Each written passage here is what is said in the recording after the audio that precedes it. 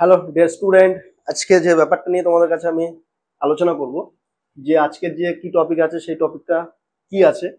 আমরা সেন্টেন্স সম্পর্কে জেনেছি, সেন্টেন্সের মানে ফাংশনালি আমরা সেন্টেন্স কয় ভাগে ভাগ করা হয় সেটা আমরা জেনেছি।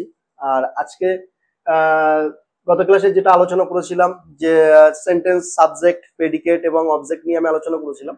ঠিক আছে, তোমরা অবশ্যই যদি ভালো করে বুঝতে না পারো তাহলে আমার বিগত যে ক্লাসগুলো আছে সেই ক্লাসগুলো তোমরা ফলো করবে, ফলো করলে খুব ভালো করে বুঝতে পারবে। আর আমি যখন ক্লাস নেব তখনই কি করবে, তোমরা খুব ভালো করে মনোযোগী হয়ে আমার কথাগুলো ভালো করে শুনবে, শুনলে তোমরা খুব ভালো করে বুঝতে পারবে। ঠিক আছে, এইবারে আজকে যে ব্যাপারটা নিয়ে আমি আলোচনা করছি তোমাদের, সেটা হচ্ছে ফ্রেজ। ফ্রেজ কি, ক্লজ কি এবং সেন্টেন্স কি। এই যে আমরা কখনো কখনো দেখেছি যে ফ্রেজ কি, ফ্রেজটা আসলেই কি, বা ক্লজ কি। ঠিক আছে, সেন্টেন্স কাকে বলে সে সেন্টেন্স নিয়ে আমি আলোচনা করেছি আমার বিগত বেশ কিছু ক্লাসে। ঠিক আছে, সেন্টেন্স, তারপরে সেন্টেন্স নিয়ে অবশ্যই আমি আলোচনা করেছি, তোমরা আমার বিগত ক্লাসগুলো দেখলে বুঝতে পারবে। আর আজকে মেনলি যে ব্যাপারটা নিয়ে আলোচনা করবো সেটা হচ্ছে ফ্রেজ এবং ক্লজ। ফ্রেজ এবং ক্লজ কি? ঠিক আছে, ফ্রেজ যেটাকে আমরা কি বলবো, আমরা বাংলাতে বলবো বাক্যাংশ। বাক্যাংশ। আর ক্লজকে যদি আমি বাংলায় বলি এটাকে ধারা বলবে। ঠিক আছে, তাহলে বাক্যাংশ কাকে বলে? তাহলে বাক্যাংশ যদি আমি দেখি তাহলে এখানে আমি লিখেছি ইংরেজিতে যে we call this groups of words phrase আর it has a meaning as a group but we can never find a subject or a finite verb as we find in a sentence। তার মানে কি বলতে চাইছে যে phrase বা বাক্যাংশ কাকে বলে, যে একটা সেন্টেন্স অবশ্যই কিছু ওয়ার্ড হবে, কিছু ওয়ার্ড মানে কয়েকটা ওয়ার্ডের সমষ্টি অবশ্যই হবে, কিন্তু সেখানে কি আছে, সেখানে ভার্বও থাকবে না, কোনো ফিনাইট ভার্ব যেটাকে আমরা সমাপিকা ক্রিয়া বলি সেখানে কিছুই থাকবে না, সেটাকে আমরা কি বলবো, বাক্যাংশ বলবো। ঠিক আছে, আর কোলাসটা কি? কোলাসটা বলছে যে একটা সেন্টেন্সের কি একটা ফিনাইট ভার্ব থাকবে এবং কি থাকবে, অবশ্যই একটা সাবজেক্ট থাকবে, তাহলে সেটাকে আমরা ক্লজ বলবো। আশা করছি বুঝতে পেরেছো যে ফ্রেজ বা বাক্যাংশ কাকে বলবে। বাক্যাংশের মধ্যে কতগুলো ওয়ার্ড থাকবে, জাস্ট ওখানে কোনো সাবজেক্ট বা যেটাকে বলবে যে ফিনাইট ভার্ব বা যেটাকে আমরা সমাপিকা ক্রিয়া বলি সেটা থাকবে না, কিন্তু ক্লজ যেটা আছে একটা সেন্টেন্সের মধ্যে, ওটা ক্লজের মধ্যে একটা ফিনাইট ভার্ব অবশ্যই থাকবে এবং একটা সাবজেক্ট থাকবে। ঠিক আছে, সেটাকে আমরা ক্লজ বলবো এবং অবশ্যই সেটা হচ্ছে গ্রুপ অফ ওয়ার্ডস হতে হবে, অনেকগুলো শব্দ হতে হবে, তাহলে সেটা হচ্ছে ক্লজ হবে। অবশ্যই একটা ফিনাইট ভার্ব এবং কি থাকবে, একটা অবশ্যই সাবজেক্ট থাকবে, এটা ক্লজে। কিন্তু ফ্রেজ যেটা আছে, যেটা হচ্ছে বাক্যাংশ, বাক্যাংশতে কিন্তু কোনো সাবজেক্টও থাকবে না, কোনো ফিনাইট ভার্বও থাকবে না। ফিনাইট ভার্ব বলতে কি, আমরা যেটা আগে বাংলায় বলেছি যে সমাপিকা ক্রিয়া। ফিনাইট ভার্ব বলতে আমরা কি বলবো, যে ওটাকে সমাপিকা ক্রিয়া বলে। তাহলে ফ্রেজ কি, ক্লজ কি, এই যে জিনিসটা আজকে আমরা জানতে পারছি এবং আরো ভালো করে জানবো। কিছু আমি ফ্রেজ, ক্লজ এবং সেন্টেন্স নিয়ে কিছু করেছি, আমি লিখেছি দেখো। এইবারে যেটা আমি বলবো আর কি, সেটা হচ্ছে একটা সেন্টেন্স। সেন্টেন্স কতগুলো শুধু ওয়ার্ড পাশাপাশি বসলে একটা সেন্টেন্স হয় না। আমি তোমাদের সেন্টেন্সে যখন সংজ্ঞা দিয়েছিলাম বা যেটাকে আমি বলেছিলাম, ডেফিনেশন দিয়েছিলাম, তখন তোমরা দেখেছো নিশ্চয়ই যে সেন্টেন্স শুধু কতগুলো ওয়ার্ড বললেই যে আমার সেন্টেন্স হবে তা নয়। ঠিক আছে, তাহলে সেন্টেন্স হতে গেলে আমাকে কি করতে হবে, সেন্টেন্স হতে গেলে আমাকে অবশ্যই কিছু গ্রুপ অফ ওয়ার্ড মানে কিছু ওয়ার্ডের সমষ্টি হতে হবে, তারপরে গ্রামারের দিক দিয়ে ঠিক হতে হবে, অবশ্যই অর্থপূর্ণ হতে হবে, এবং সেন্টেন্স হতে গেলে সাবজেক্ট দিয়ে শুরু হবে এবং কোনো নির্দিষ্ট একটা জ্যোতি বিরাম বা যেটাকে পাংচুয়েশন মার্ক দিয়ে শেষ করতে হবে। এসব কিছু ক্রাইটেরিয়া আছে একটা সেন্টেন্স হতে গেলে।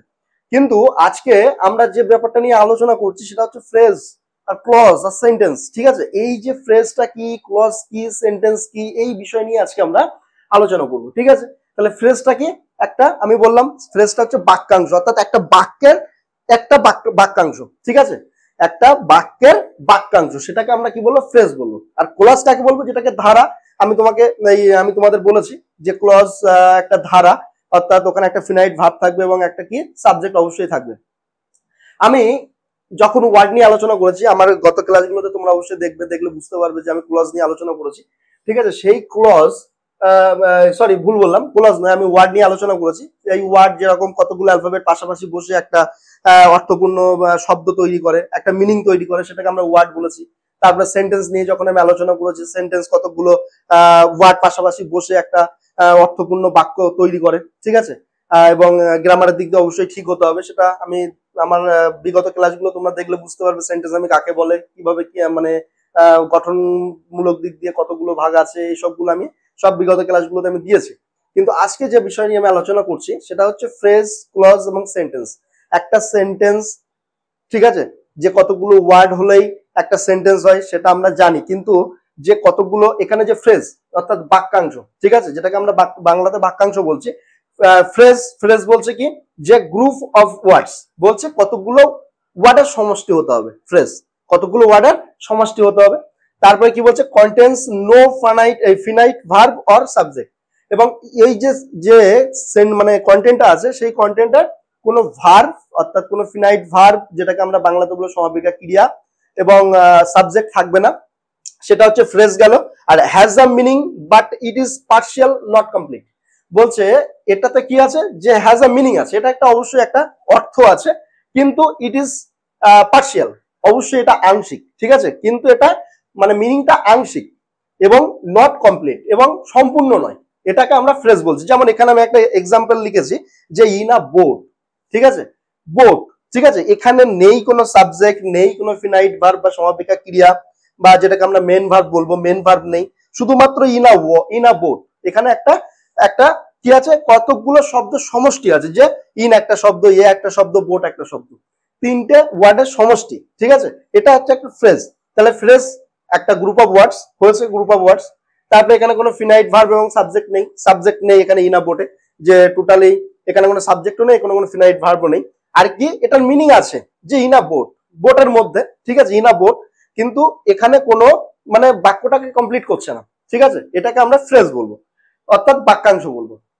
আর কোলাস কাকে বলবো, কোলাস বলতে আমরা যেটাকে বলেছি ধারা, সেই ধারাটাকে আমরা বলছি যে contains finite verb or subject. আবার কোলাস কি, কোলাস হচ্ছে গ্রুপ অফ ওয়ার্ডস, টোটাল কতগুলো ওয়ার্ডের সমষ্টিকে আমরা কোলাস বলবো অবশ্যই। এবং কি বলছে, দ্বিতীয় কন্ডিশন কি আছে যে contains finite verb or subject, এবং কন্টেন্সটা কি আছে যে ফিনাইট ভার্ব থাকবে এবং অবজেক্ট সাবজেক্ট থাকবে, অর্থাৎ উদ্দেশ্য পদ থাকবে বা কর্তা থাকবে, ঠিক আছে। আর has a meaning but not complete, বলছে মিনিং থাকবে কিন্তু সেটা কমপ্লিট হবে না, সম্পূর্ণ হবে না, সেটাকে আমরা বলবো ক্লজ বলবো। যে আমি এখানে একটা লিখেছি, এক্সাম্পল দেখে নাও তোমরা, যে some birds were on the branch, ঠিক আছে, কিছু বার্ডস আছে ওইখানে, এখানে এখানে কি আছে দেখো, এইখানে একটা জিনিস তোমরা দেখো যে সাম বার্ডস মানে কিছু পাখি, এখানে এটা হচ্ছে সাবজেক্ট, ঠিক আছে। আর এই যে ওয়ারটা হচ্ছে ভার্ব, ওয়ারটা হচ্ছে ভার্ব। তাহলে আমি কি বলেছি যে এখানে ক্লজ হতে গেলে কি হতে হবে, আমার একটা সাবজেক্ট থাকবে, একটা ভার্ব থাকবে, কিন্তু কমপ্লিট একটা ওয়ার্ড তৈরি করবে না, একটা সম্পূর্ণ ওয়ার্ড, সম্পূর্ণ একটা সেন্টেন্স তৈরি করবে না, ঠিক আছে, সেটাকে আমরা ক্লজ বলবো, অর্থাৎ আমরা সেটাকে ধারা বলবো, ঠিক আছে।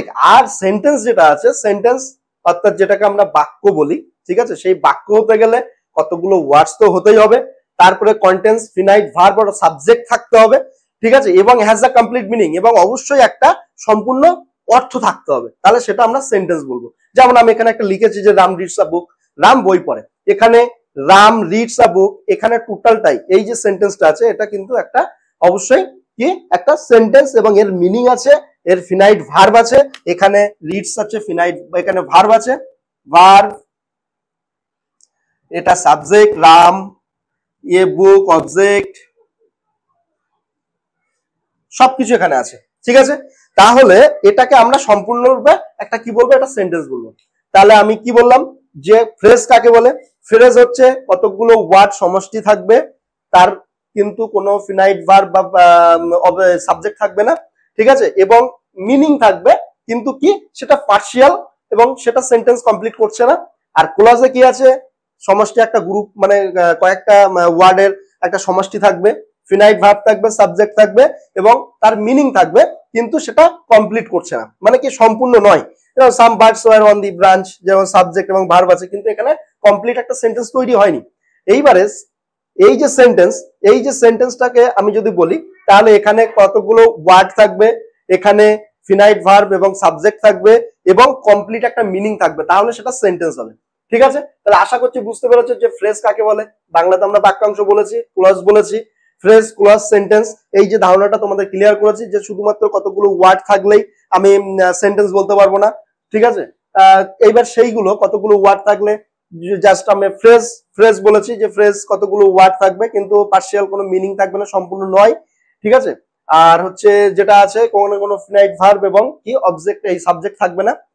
ক্লজে যেমনটা আছে যে কতগুলো ওয়ার্ড থাকবে অবশ্যই সেই মানে সেটা সেন্টেন্সের মধ্যে, এবং তাতে ফিনাইট ভার্ব থাকবে, সাবজেক্ট থাকবে, এবং কি আছে যে একটা মিনিং থাকবে, কিন্তু কি হবে সেটা সম্পূর্ণ একটা অর্থ থাকবে না, ঠিক আছে। আর সেন্টেন্স মানে তোমরা বুঝে গেছো অলরেডি, আমার গত ক্লাসগুলোতে তোমরা দেখেছো, ঠিক আছে। আজকে যে ব্যাপারটা হয়েছে সেটা তোমরা বুঝতে পারছো নিশ্চয়ই, যে এখানে sentence, group of words, finite verb থাকবে আর এবং সাবজেক্ট থাকবে, এবং টোটাল সেন্টেন্সটা একটা কমপ্লিটলি একটা মিনিং থাকবে, তাহলে সেটা হচ্ছে একটা সেন্টেন্স তৈরি হবে, ঠিক আছে। তাহলে আজকের ক্লাসটা তোমরা অবশ্যই বুঝতে পেরেছো ভালো করে। আর যেটা বুঝতে পারবে না সেটা অবশ্যই আমাকে কমেন্ট করবে, কমেন্ট করে আমাকে জানাবে যে কোথায় বুঝতে পারছো না। আর যেটা বলবো সেটা হচ্ছে এই যে ফ্রেজ, ক্লজ, সেন্টেন্স নিয়ে আলোচনা তো হলোই, বিগত ক্লাসগুলোতে তোমরা যদি আমাকে ভালো করে দেখো তাহলে অবশ্যই আরো ভালো ক্লিয়ার করে সবকিছু বুঝতে পারবে। আমি টোটাল ইংরাজি যে গ্রামারটা শুরু বেসিক থেকে শুরু করেছি, এবং সেটা চেষ্টা করবো যে আস্তে আস্তে অ্যাডভান্স লেভেলে নিয়ে যাওয়ার, ঠিক আছে। তোমরা শুধু আমাকে সাপোর্ট করলেই আমি আরো ভালো করে আরো মানে তোমাদের বিভিন্ন বিভিন্ন টপিক নিয়ে আমি তোমাদের সামনে তুলে ধরতে পারবো, ঠিক আছে। আমি চাই তোমরা আমাকে অবশ্যই সাপোর্ট করো, আর সাপোর্ট করলে অবশ্যই তোমরা আরো ভালো ভালো টপিক নিয়ে আমি আলোচনা করতে পারবো আগামীতে, ঠিক আছে। আর আমার পেজ ভালো লাগলে অবশ্যই কমেন্ট করবে আর লাইক দেবে অবশ্যই। আহ আজকে এই পর্যন্ত ক্লাসটা রাখছি, কারণ তোমরা দেখেই নিয়েছো যে ফ্রেজ, ক্লজ এবং সেন্টেন্স নিয়ে আলোচনা করেছি। আর এইভাবেই তোমরা দেখো, আর পারলে একটা স্ক্রিনশট মেরে রাখবে, ঠিক আছে। বুঝতে পারবে আরো ভালো করে, আর যেখানে বুঝতে পারবে আমাকে অবশ্যই কমেন্ট করবে, ঠিক আছে। আজকে এই পর্যন্ত ক্লাসটা রাখলাম।